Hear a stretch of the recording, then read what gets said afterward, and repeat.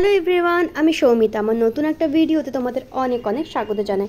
তো যেহেতু গ্যাসটা শেষ হয়ে গেছে, তো আজকে কিন্তু সকালে ইন্ডাকশানেই বসিয়ে দিয়েছি গরম গরম চা। তো আজকে রান্নাটাও কিন্তু অলরেডি স্টার্ট করে দিয়েছে, যেহেতু গ্যাসটা এখনও দিয়ে যায়নি। তো ভাবলাম যতক্ষণ না দিয়ে যাচ্ছে আমি আস্তে আস্তে রান্নাটা কিন্তু করতে থাকি। তো এখানে উচ্ছে আলু আর বেগুন দিয়ে ভাজা করছি, আর করব হচ্ছে ডিম আলুর ঝোল। তো আর কিছু করব না, তো আগে ভাতটা করে নিয়েছি, ভাতের সাথে কিন্তু ডিম আলুটাকে সেদ্ধ দিয়ে দিয়েছিলাম, তো সেটাই কিন্তু এখানে হয়ে গেছে। তো তারপরে এখানে মামামু ঘুম থেকে উঠে গেছে, ঘুম থেকে উঠে ব্রেকফাস্টও করা হয়ে গেছে। তো এখানে একটু কলা খাচ্ছিল আর গেছিল ওর পাপার সাথে একটু ঘুরতে।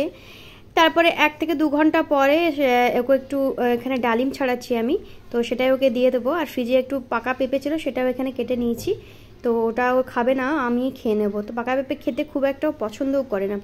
তো দুপুরবেলা এখানে লাঞ্চটাও সেরে নিচ্ছি, আর আগের দিনেরও কিছু তরকারি ছিল, সেগুলো দিয়েই কিন্তু লাঞ্চটা করে নিয়েছি। সন্ধ্যের দিকে একটু মেয়েকে রেডি করে দিয়েছি, টুকটাক কিছু জিনিস কেনার ছিল, তো তার জন্য একটু বেরোবো। তো বাইরে বেরিয়ে দেখলাম কিন্তু বাইরের অবস্থা খুব একটা ভালো না, একটু মেঘ গুড়গুড়ো করছিল। তো এখানে আমরা রিলায়েন্সে চলে এসেছি, টুকটাক মামামের জন্য কয়েকটা জিনিস নেওয়া ছিল, এছাড়া ঘরেরও টুকটাক কয়েকটা জিনিস কেনার ছিল। তো তার জন্যই আর কি গেছিলাম, আমি মামামকে নিয়ে একাই গেছিলাম। তো এদিকে একটা বাটার নেওয়ার ছিল, সেটাও নিয়ে নিয়েছি। আর এই পরোটাগুলো দেখছিলাম, কিন্তু আমার বাবা বাড়িতে বানানো পরোটাই খেতে বেশি ভালো লাগে। এগুলো হচ্ছে রেডি টু ইট, মানে জাস্ট তেলে ভেজেই কিন্তু এগুলো খাওয়া যায়। আর তারপরে এখান থেকে একটু দেখছিলাম যা যা ছিল। তো আমি খুঁজছিলাম হচ্ছে মাশরুম কোথায় আছে, কেন কি আজকে রাতে একটু ইচ্ছে ছিল চিলি মাশরুম বানাবো, তো তাই জন্য এখানে মাশরুম খুঁজছিলাম। তো প্রত্যেকটা জিনিসে কিন্তু বেশ ভালো অফারও ছিল। তো মেয়েকে নিয়ে যেহেতু একা গেছি, তো সব কিছু আবার ভালোভাবে দেখা সম্ভব হচ্ছিল না।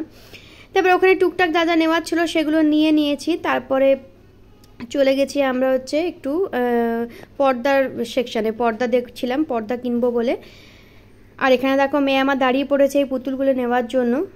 তো বাচ্চা মানুষ যেটা হয় আর কি, যেটাই দেখে ওটাই নিতে চায়। তো এখানে পর্দাগুলো আগে করে দেখছিলাম, পর্দার কালারগুলো কিন্তু বেশ সুন্দর ছিল। তো ভাবলাম এখন আর নেবো না, পুজোটা আসুক, পুজোর আগে আগে পর্দাগুলো একটু চেঞ্জ করব। আর মেয়ে তো আমার একটু স্থির ছিল না, এদিক থেকে ওদিক শুধু ছুটেই বেড়াচ্ছে।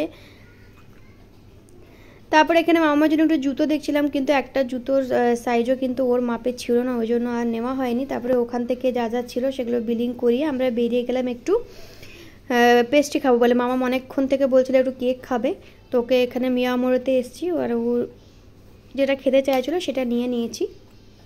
আর বাড়ি এসে কিন্তু বানাতে শুরু করে দিয়েছে এখানে চিলি মাশরুম। মাশরুম এর আগে আমি এমনি গ্রেভি করে বানিয়েছি, কিন্তু চিলি মাশরুমটা কোনোদিনও বানাইনি।